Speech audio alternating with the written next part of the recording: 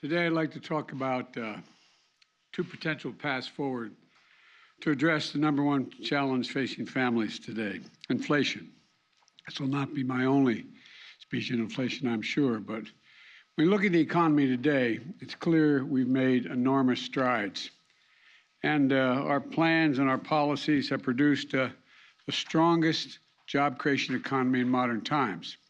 In addition, 8.3 million jobs in my first 15 months in office at a record. Unemployment rates are down to 3.6%, the fastest decline in unemployment to start a presidential term ever recorded. And in addition, Americans have applied to start 5.4 million new small businesses last year, 20% more than any other year on record. And I see, and as I see it, everything across the country is, as I go across the country, our economy has gone from being on the mend to on the move. But for every worker I met who's gained a little bit of breathing room to seek out a better paying job, for every entrepreneur who's gained the confidence to pursue their small business dreams, I know the families all across America are hurting because of inflation. I understand what it feels like. I come from a family where when the price of gas or food went up, we felt it. It was a discussion at the kitchen table. I want every American to know that I'm taking inflation very seriously, and it's my top domestic priority.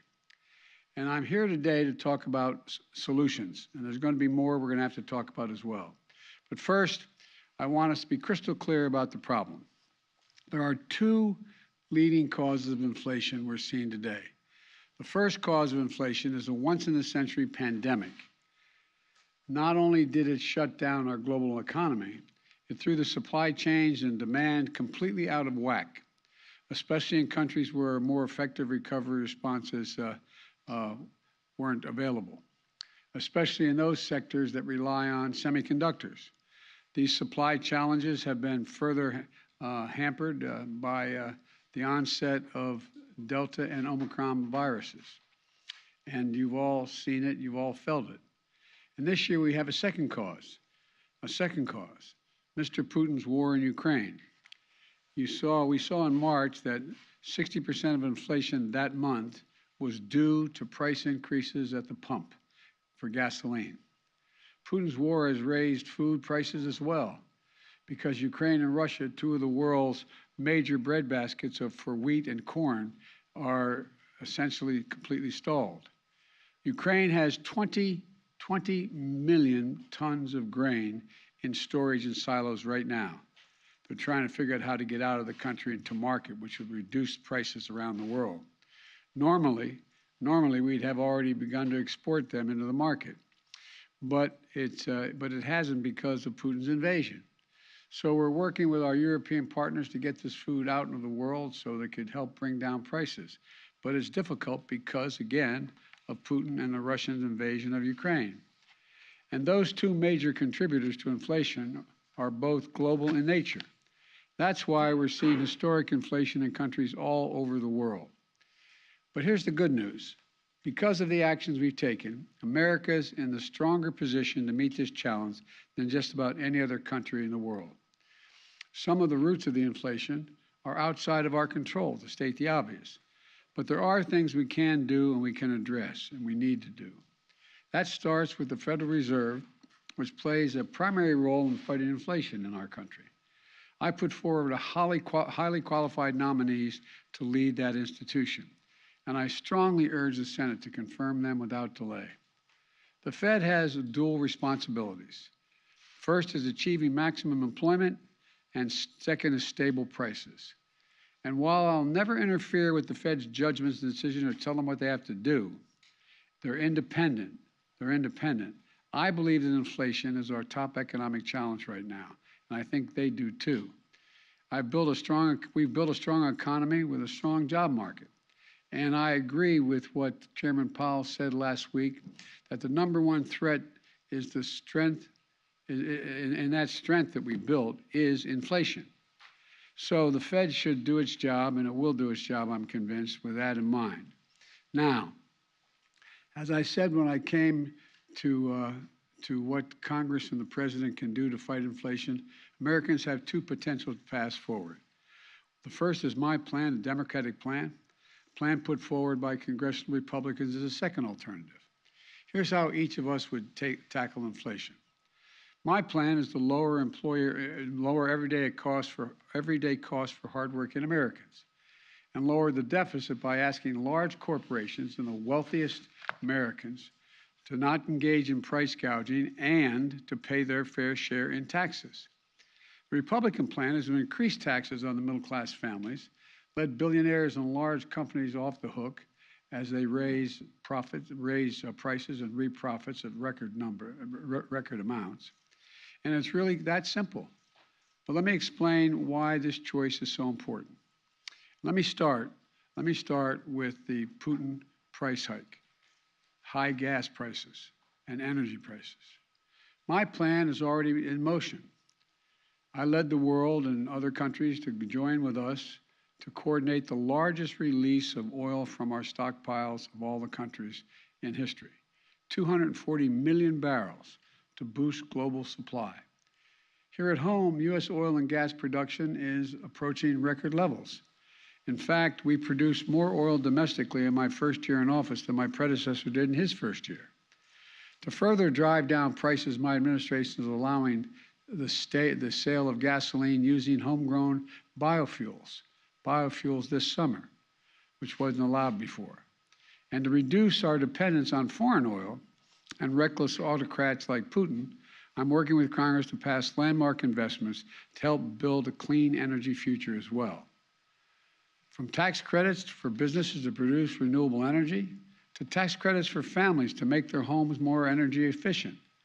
I met with nearly a dozen CEOs of America's largest utility companies. And they, to a person, told me that, and including Southern Company, American Electric Power, and 10 others, they confirmed that if we pass the investments I'm talking about, we'll immediately lower families' utility bills by as much as $500 a year, according to their one estimate. That's by they're going to make their homes more secure in terms of heat not getting out and air conditioning not escaping because they have good insulation.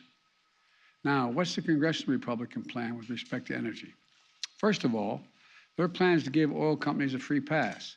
For example, right now, oil companies are sitting on 9,000 unused leases, oil leases, which are the property of the federal government, on the property of the federal government. Under my plan, they would have to pay taxes, and if they don't use those leases to produce more oil, they just can't sit on it. Unlike under the Republican plan, they'd be allowed to continue to sit on this land without producing while shipping record profits back to their investors. The fact is, the average cost of a barrel of oil has been steady for weeks. So why do gas prices keep going up so high? Republicans have offered plenty of blame, but not a single solution to actually bring down the energy prices. You know, we have no plan. They have no plan to bring down energy prices today. No plan to get us to a cleaner, energy independent future tomorrow. So in the future, American families are no longer subject to the whims of dictators halfway around the world. The next thing is let's compare our plans when it comes to lowering everyday cost. My plan is to make concrete, common sense steps to bring down the biggest expenses that families are facing. Let's take drug prices. My plan will let Medicare negotiate prices for prescription drugs, like they do with the Department of with the military, as it relates to what the administration is able to negotiate for prices for military. The cap, and I also call for a cap on the price of insulin, which 200,000 American children rely on because they have type 2 diabetes at $35 a month. It costs $10 to make the insulin. They make a significant profit instead of the average price of about $640 a month. Think of the difference it will make in millions of American families, like the family I met with in Virginia about 3 weeks ago, struggling every day, every single month to afford their son's insulin. And on this and other issues, I've laid out specific proposals to Congress to bring down the cost of everyday cost many American families face. And that's in addition to the work my administration has already done to lower prices. Another reason why prices are up for products people need relates to whether or not the manufacturer has access to all the materials they need to build a product. Think of the materials you need to build a house. If you can't get the materials from the ship to shore, from the shore to the home, the prices are going to go up. That's why we brought labor and industry together on the West Coast to improve operations at the ports, to speed up the transfer of products from abroad to shore, from shore to the location where they're going to be used, so that those products can move more quickly and cheaply. We haven't had enough truckers, for example, to deliver the lumber or other goods. That's why we are executing a plan to get more truckers on the job. It reduces the time it takes to move the goods quickly. Another problem we face is in some industries, there isn't enough competition. And I've often said that capitalism without competition isn't capitalism, it's exploitation. So we're promoting competition for everything from internet services to meat processing. We basically have 4 meat processors in the whole country. They process the meat that goes into the hamburgers you buy. So they set the price. When there's no competition, they can set the price higher and higher. So we're helping smaller companies get into the game to compete and help bring down the overall prices. The bottom line is easing these bottlenecks and making our supply chains more secure is a major focus of my economic strategy. So things move more quickly. Prices go down, not up. You know, some parts of my plan I've been able to get done on my own. I mean, just without congressional approval. Some parts are being held up by Congress. But all of my plan is focused on lowering costs for the average family in America, to give them just a little bit of breathing room. Now, what's the congressional Republican plan? They don't want to solve inflation by lowering your costs. They want to solve it by raising your taxes and lowering your income. I happen to think it's a good thing when American families have a little more money in their pockets at the end of the month. But the Republicans in Congress don't seem to think so. Their plan has actually made working families, going to make working families poorer. You don't have to take my word for it. It's in writing. They've made their intentions perfectly clear. Senator Rick Scott, Wisconsin, a member of the Senate Republican leadership, laid it all out in a plan. It's the ultra-MAGA agenda. Their plan is to raise taxes on 75 million American families, over 95% of whom make less than $100,000 a year total income. The average tax increase would be about $1,500 per family. They've got it backwards, in my view. I proposed a minimum tax for billionaires. In recent years, the average billionaire has paid about 8% in federal taxes. Congressional Republicans have proposed increasing taxes on teachers and firefighters. 55% of the largest corporations paid net zero in federal taxes in 2020 on $40 million profits. That just isn't right. That's why I proposed a minimum tax for corporations. Their plan would also raise taxes on 82% of small business owners making less than $50,000 a year. But it would do nothing to help to hold big corporations and companies accountable. Think about it. Republicans in Congress are so deeply committed to protecting big corporations and CEOs that they would rather see taxes on working American families and try to depress their wages to take on inflation. Never mind the fact that many of these companies are recording record profit margins, even as they raise prices record amounts. Look, you've heard me say it before, I'm a capitalist. I'm not out to punish anybody. I have no problem with companies getting and generating reasonable profits. But in this moment of peril, with the war overseas and inflation surging around the world, the last thing we should be thinking about is rewarding companies for exploiting the situation. While families struggle to pay their bills, some corporate executives are on earnings calls with investors on Wall Street cheering their record profits and explain how they're using this period of inflation to cover the rise in prices far beyond what they need to do to cover their costs. And all this time, they're not even paying for a fair share of taxes in the first place. You want to bring down inflation? Let's make sure the wealthiest corporations pay their fair share. My plan asks those companies to pay their fair share in taxes. Congressional Republican plan, let them off scot-free. And if you weren't extreme enough in the Congressional Republican agenda, they put it in writing. It also calls on Congress to put Social Security, Medicare, and Medicaid on the chopping block every 5 years. Now, if I hadn't seen it in writing, I think somebody's making this up. But their proposal is every 5 years, all those programs would cease unless they're re-voted, that the Congress comes along and says, yeah, we want to keep these plans, affirmatively voting for them. Well, imagine the changes that are going to take place then, man. Imagine all the bargaining that's going to take place. You Democrats want to maintain Social Security, you got to give up such and such. Look, I want to give Medicare the power to negotiate drug prices and make it stronger and lower your cost. Republicans kind of want to make, and Congress want to make Medicare's very existence up for vote over and over again, along with Social Security and Medicaid. Really, ask yourself, how well are we going to sleep at night knowing that every 5 years, MAGA Republicans, if they're still the Republican, this, as I said, this is not your father's Republican Party, if we're going to have to vote on whether you will have Social Security, Medicare, Medicaid, and what amounts you'll have in each of those programs. You know what they're likely to do? Use them as hostages every 5 years to get their way on other things. Think about it.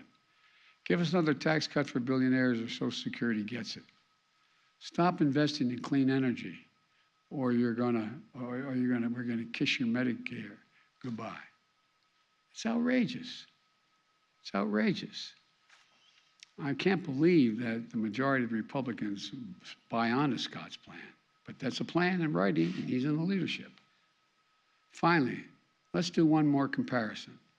Let's compare our two plans when it comes to the deficit. Republicans love to attack me as a big spender, as if that's the reason why inflation's gone up. Let's compare the facts. Under my predecessor, the deficit exploded, rising every single year on the Republicans. Under my plan, we're on track to cut the federal deficit by $1.5 trillion this year. Let me say it again, $1.5 trillion by the end of this fiscal year. The biggest one-year decline in all of history for America. That's in addition to last year, we cut the budget $350 billion, the deficit. Not the budget, the deficit, $350 billion. My Treasury Department is planning to pay down the national debt this quarter, which never happened under my predecessor. Not once, not once. Because unlike my predecessor, the deficit has gone down both years I've been here. That is not an abstraction. It matters. It matters to families. Because reducing the deficit is one of the main ways we can ease inflationary pressures. Look, the bottom line is this. Americans have a choice right now between two paths, reflecting two very different sets of values. My plan attacks inflation and grows the economy by lowering costs for working families, giving workers well-deserved raises, reducing the deficit by historic levels, and making big corporations and the very wealthiest Americans pay their fair share. The other path is the ultra-MAGA plan put forward by congressional Republicans to raise taxes on working families, lower the income of American workers, threaten sacred programs Americans count on like Social Security, Medicare, and Medicaid, and give break after break to big corporations and billionaires. just like they did the last time they were in power, when their top priority was the reckless $2 trillion tax cut, majority of that going to the very wealthiest Americans, which ballooned the deficit and not a penny of it was paid for. Look, I know you got to be frustrated. I know. I can taste it. Frustrated by high prices, by gridlock in Congress, by the time it takes to get anything done. Believe me, I understand the frustration. But the fact is, congressional Republicans, not all of them, but the mega Republicans are counting on you to be as frustrated by the pace of progress, which they've done everything they can to slow down, that will hand power over to them and so they can enact their extreme agenda. Look at their agenda. We'll put up on a webpage somewhere, I think I can do this, the Scott Plan. It's in writing. We need a government focused on what families actually need. So I urge all Americans to think about the path I've laid forward. We're going to have to do more beyond what I laid forward. But then think about the Republicans in Congress are actually proposing. Which path is right for you and for your family, and quite frankly, for America? Let's build on the extraordinary process and progress we've made instead of tearing it down. Let's focus on what matters. This really matters to average Americans. I want to thank you all. God bless you, and may God protect our troops. Mr. President, will you drop China tariffs? Mr. President, If you're going to ask me about what I spoke about, I'll try to. Mr. President, why do you believe so many Americans believe that your administration is not doing enough to combat inflation? And do you believe that you and your administration bear some measure of responsibility for the inflation that we're seeing across the country? First is we're in power. That's the first thing. And you justifiably right, we control all three branches of the government. Well, we don't really. We have 50-50 in the Senate. You need 60 votes to get major things done.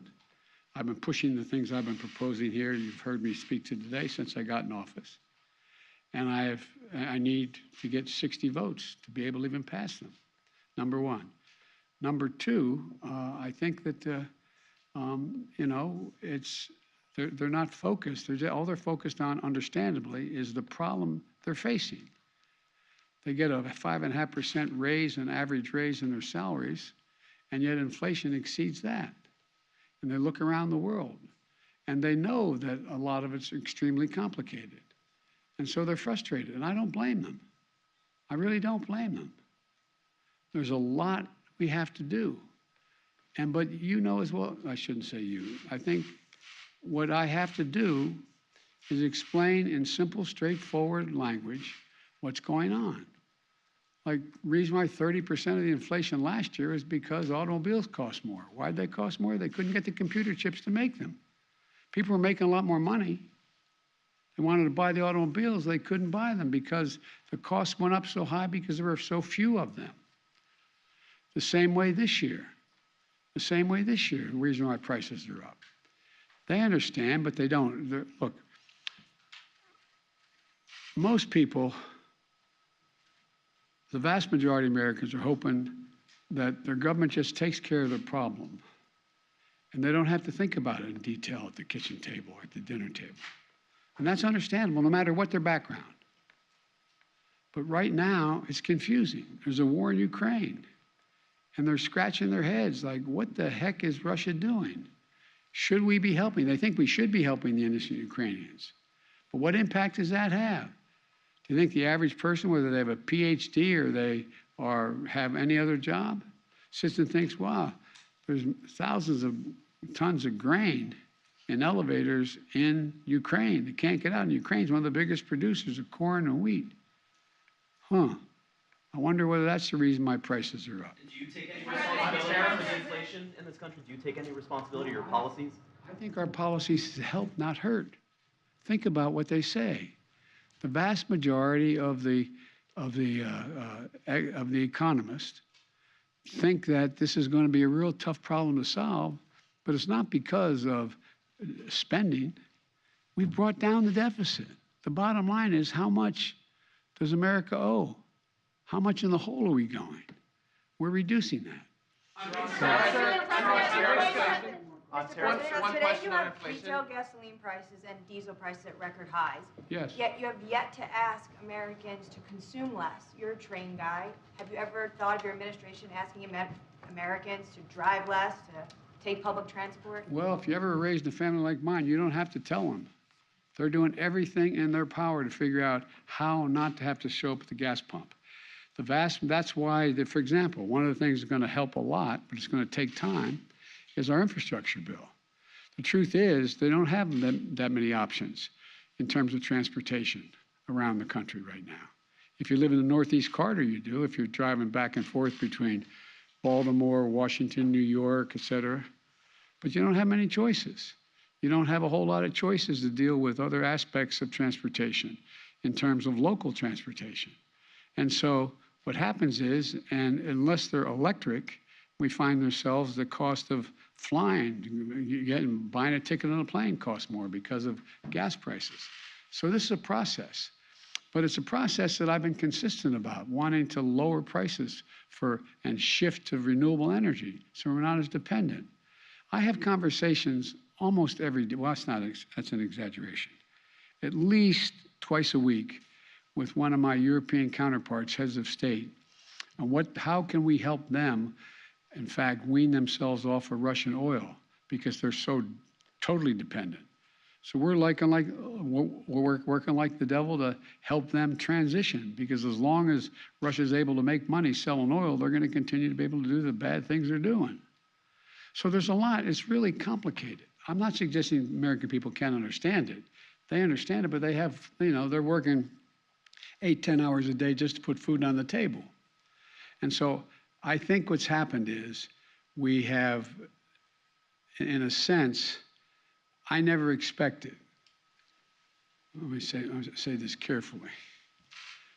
I never expected the ultra MAGA Republicans who seem to control the Republican Party now to have been able to control the Republican Party. I never anticipated that happening. Will you drop Trump's China tariffs? Mr. President, a year ago, the administration was saying that inflation was transitory. That's obviously not the case now. How long do you think it will be until we see prices coming down? I'm not going to predict that. It ranges depending on which economists you're talking to by the end of this year, and some say it's going to increase next year. But there's others say by the end of this year you're going to see it come down, by the calendar year. I don't know, but I know what we have to do to make sure that we can bring it down. China tariffs. Will you drop Trump's China tariffs? Do you support any restrictions on abortion, or what limits do you believe I'm there not should going to be? As respond the to anything Senate because I want the story to be about inflation. I'll talk China about tariffs. You called out Mr. Rick President? Scott. You called out Rick Scott a little while ago in your remarks. Earlier today, anticipating your remarks, he said, and I'm just quoting here, that the best thing, the most effective thing Joe Biden can do to solve the inflation crisis he created is resign. He's the problem. Resign. That's a good idea. The senator added later, Joe Biden is unwell, he's unfit for office, he's incoherent, incapacitated, and confused. These are his words. Offering him a chance to respond to that. I think the man has a problem. Can I ask you about China? Let's question. Let's wrap this up. Will you drop former President Trump's China tariffs? We're discussing that right now. We're looking at what would have the most positive lower them impact. or to erase them? No, I didn't say that. I'm asking. I'm telling you, we're discussing it, and no decision's been made on it. Mr. Thank you all very much. That's enough. Thank you. Thank you, Mr. guys. President, That's a how long wrap. should Americans be Thank you prepared all. to pay this much at the pump?